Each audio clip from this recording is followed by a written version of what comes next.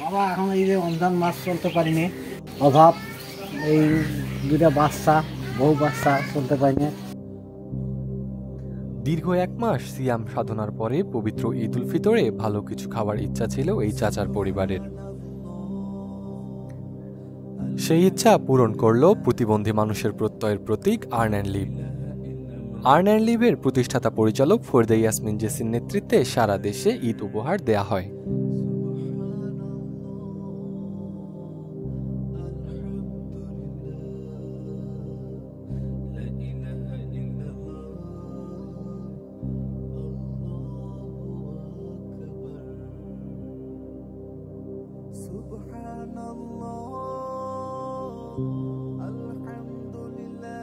স্বেচ্ছাসেবকরা বাড়ি বাড়ি গিয়ে পৌঁছে দেন সেই উপহার।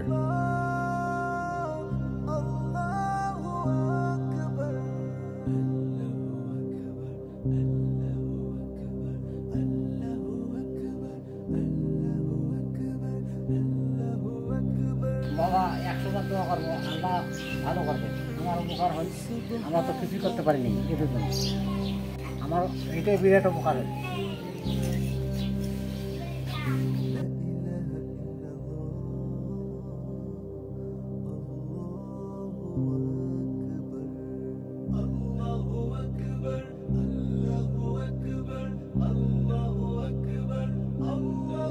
এভাবেই আর্ন অ্যান্ড লিভ সারা দেশে বিভিন্ন জেলায় ঈদ উপহার, ফুড প্যাকেট, ইফতার প্রোগ্রাম সহ নানাবিধ কাজ করে আসছে।